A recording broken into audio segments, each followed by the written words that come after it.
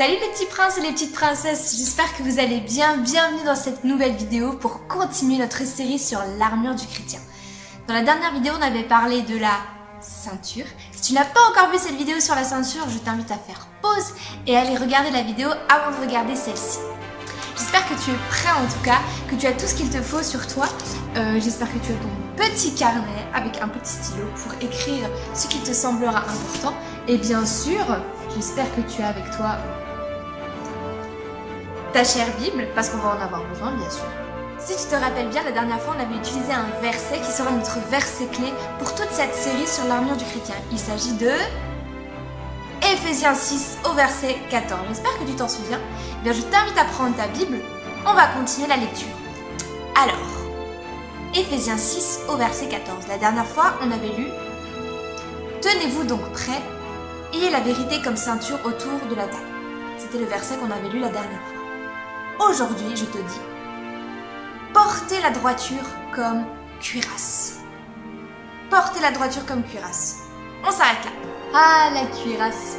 Quelque chose de pas très commun de nos jours, hein. Bah oui, quand on pense à cuirasse, on pense plutôt aux chevaliers du Moyen-Âge ou encore aux Romains.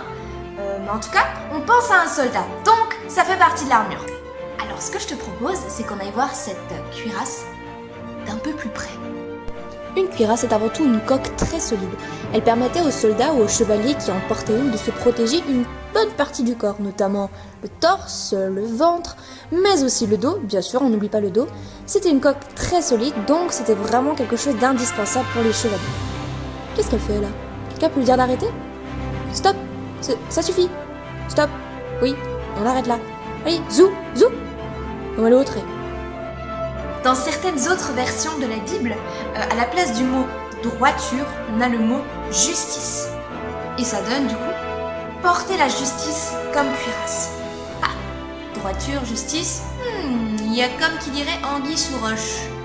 C'est intéressant de voir que la cuirasse, chez un soldat dans une armure, c'est la première chose que l'on voit. Et en fait, à l'époque, quand par exemple des chevaliers portaient une cuirasse ou alors les soldats romains, ça permettait aussi de différencier à quelle époque ils appartenaient, à quelle famille, à quel rang. En fait, la cuirasse, elle permettait d'identifier la personne, d'identifier le soldat. Si tu regardes des photos de chevaliers ou de soldats, de soldats romains, tu verras que la cuirasse, c'est pas du tout la même chose. Il y a eu une évolution entre-temps. Tu pourras facilement reconnaître la cuirasse d'un soldat romain et la cuirasse d'un chevalier. C'est pas du tout la même chose. Eh bien, dans la Bible, c'est pareil. L'apôtre Paul nous parle d'une cuirasse qui est différente de toutes les autres. Et c'est la cuirasse de la droiture, la cuirasse de la justice. Alors, dans ta vie, lorsque tu décides de porter la cuirasse de la justice, la cuirasse de la droiture sur toi, cela veut dire que tu te décides à être droit et juste dans ce que tu vas faire, dans les décisions que tu vas prendre. Et comme je viens de te le dire avant, eh bien la cuirasse, ça permettait aussi de différencier les soldats. Et non seulement cela va faire une différence dans ta vie personnelle, mais ça va surtout faire une différence aux yeux des gens qui t'entourent. Parce qu'ils vont voir la différence dans ta vie, ils vont voir que tu n'agis pas comme les autres, que tu portes une cuirasse différente de la leur. C'est plutôt intéressant ça. Lorsque je porte la cuirasse de la justice, je fais la différence avec les gens qui m'entourent. Alors c'est bien joli tout ça, mais tu vas me dire, Kelly, comment est-ce que je peux pratiquer la justice dans ma vie? Comment est-ce que je peux marcher droit? Ah, tu tapes dans le mille, Gilles. Il y a tellement de manières de pratiquer la justice et la droiture dans ta vie. Alors attention, ça ne voudra pas dire que tu ne feras plus d'erreurs. Des erreurs, on en fera toujours. Mais tu sauras beaucoup mieux distinguer le bien du mal. Et tu sais quoi? J'ai une bonne nouvelle pour toi. Dans l'armure du chrétien, chaque arme est complémentaire. Ta cuirasse de la droiture de la justice, elle va venir compléter ta ceinture de la vérité. En voulant faire ce qui est juste, en portant la cuirasse de la justice, tu voudras dire la vérité. Tu porteras la ceinture. Et en portant la ceinture de la vérité, tu feras ce qui est juste. Être droit, c'est finalement être aussi en accord avec ce que tu proclames, avec ce que tu dis et avec ce que tu penses.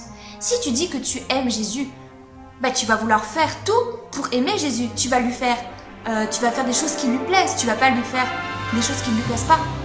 Pratiquer la justice, c'est quelque chose qui n'est pas toujours facile. Et c'est quelque chose aussi que les gens autour de toi ne peuvent pas forcément comprendre. Mais crois-moi, pratiquer la justice, porter la cuirasse de la droiture fera une différence dans ta vie et aux yeux des gens qui t'entourent. Alors sois attentif, observe bien toutes les occasions que tu auras pour pratiquer la justice, pour faire ce qui est droit. Si tu vois quelqu'un qui a besoin d'aide, si tu vois quelqu'un qui vit une situation injuste, n'hésite pas, fonce l'aider et ne te laisse pas impressionner parce que les autres autour te diront ou vont penser. Mais hop, 2 secondes avant de te quitter. Je ne peux pas te parler de la cuirasse sans te montrer comment en fabriquer une pour pouvoir la porter ensuite. Alors retrousse tes manches, je te laisse tout de suite avec la fabrication de la cuirasse de la justice. Pour fabriquer notre belle cuirasse, on va avoir besoin de carton, d'un débardeur, s'il est un peu plus grand que ta taille, c'est encore mieux. On va avoir besoin d'un pistolet à colle pour coller le tout, d'un cutter et d'un crayon à papier. Tu vas commencer par tracer le contour de ton débardeur. Pas besoin que ce soit parfait. Si c'est fait de manière un peu grossière, c'est pas un problème. De toute manière, on va tout découper au cutter. Je te conseille de te faire aider d'un adulte parce que oui, on va utiliser un cutter comme c'est du carton. Attention, et voilà. Tu vas en faire 2 comme ça. Un pour l'avant et un pour l'arrière. Toujours en te faisant aider d'un adulte, tu vas encore découper 2 ronds qui vont te servir d'épaulettes et en fait tu vas réussir à assembler l'avant de la cuirasse et le dos de la cuirasse. Tu plies le carton un petit peu avant parce que comme le carton est très rigide, ça va permettre de le détendre un peu et ce sera beaucoup plus facile pour le coller. Tu vas faire pareil avec l'avant de ta cuirasse et l'arrière de ta cuirasse. On va tout fixer avec de la colle chaude avec le pistolet à colle. Donc là encore, je te conseille de te faire aider d'un adulte parce que comme le pistolet à colle c'est très chaud, on ne veut pas se brûler les doigts. Donc fais-toi aider d'un adulte. Donc tu vois, il te suffit juste de placer en fait les épaulettes, de les coller par-dessus la cuirasse. Ensuite, une fois que tu auras collé tout ça, il te reste plus qu'à décorer ta cuirasse. Tu vois, moi je l'ai peinte en rose. C'est peut-être pas la meilleure des couleurs pour se camoufler, mais c'est pas grave. J'ai couvert les épaulettes d'aluminium. N'oublie pas d'ajouter la ceinture de la vérité avec. Et tu n'as plus qu'à la porter. Et voilà, c'est la fin de cette vidéo. Sur ce, je te dis à très vite. Garde ces paroles précieusement gravées sur ton cœur, dans ta mémoire. Porte toujours cette cuirasse de la justice et cette ceinture de vérité avec toi. On verra la suite dans une prochaine vidéo. Ciao ciao!